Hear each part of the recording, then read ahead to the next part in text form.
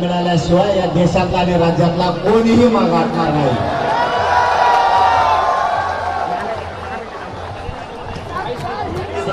कि इस आंदोलन को आगे बढ़ाने के लिए सर पूरा सपोर्ट करेंगे, जहां जहां जरूरत पड़ेगी सर वहां पूरा आगे होंगे। आपल्या देशातल्या विद्यार्थ्यांना न्याय मिळावा म्हणून हे सरकार म्हणजे त्या भाजपचं सरकार लोकांच्या लेकरांची कामं पूर्ण सरकारकडून जर आता होला विद्यार्थ्यांवरती करण्याचा प्रयोग जर सरकारने केला, यांचा महाराष्ट्राचा राज्यात पूर्ण बंद होणार आणि याचा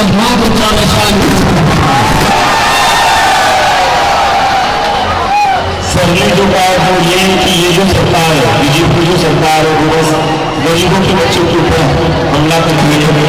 और इसके बाद अगस्त में इस पर हाथ उठाया तो जितने भी बीजेपी के लीडर्स हैं उनको महाराष्ट्र में घूमने नहीं देंगे। मनोज दरांगे जैसे करेगा भाई अरे सगळं मी सांगायला मी मराठीत बोलायला हिंदी सांगायला मला हिंदी येत नाही, तोच प्रॉब्लेम आहे। आणि मग हिंदी जर बोललो तर तुमचं ऐकलं झालं तर हिंदी पाहिजे तुमच्या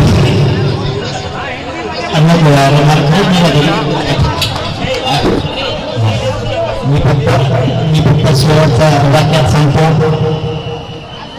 असंच आंतरवादीला सुद्धा गोरगरिबांच्या लेकरासाठी आंदोलन होतं, त्या ठिकाणी सुद्धा माय मुलांना मुलींना वृद्ध माणसांवरती सुद्धा प्राणघातक हल्ला केला होता। या सरकारनं आमच्यावरतीही गोळ्या घातल्या होत्या।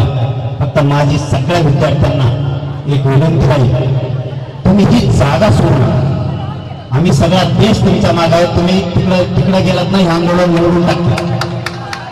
शांततेच्या आंदोलनात एवढी ताकद आहे की आम्ही सिद्ध करून दाखवलंय। आम्ही सुद्धा तुमच्या सोबत आहे। ही जागा फक्त सोडू नका। सरकारला आपण निवडून दिलेलं आहे, आपण आपल्या मायबापांना यांना मतदान केलंय, आपल्या गावकऱ्यांनी यांना मतदान केलंय, आपल्या जिल्ह्यानं तालुक्याने यांना मतदान केलंय। परंतु हेच आज आपल्या विद्यार्थ्यांवरती लेकरा बाळावरती ओढवले, यांना उलट करायची ताकद या विद्यार्थ्यात आणि राज्यातल्या गोरगरीब जनतेत आहे, हे यांच्या लक्षात नाहीये। परंतु या पुढच्या काळात जर तुम्हाला कुठं धक्का लागला तर आम्ही सगळे तुमच्या सोबत आहेत, सोनमच्या सोबत आहेत, आपल्या अभिजित भायांच्या सोबत आहेत, सगळं राज्य आणि देश तुमच्या पाठीशी एवढा शब्द देतो आणि थांबतो। धन्यवाद सगळ्यांना, जय शिव।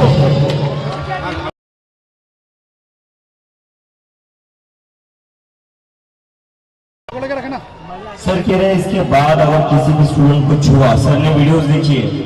सर यहाँ पर इसलिए आए क्योंकि सर ने एक लड़की का इंस्टाग्राम पर वीडियो देखा जहाँ वो रो रही थी जब स्टूडेंट्स को पुलिस पीट रही थी।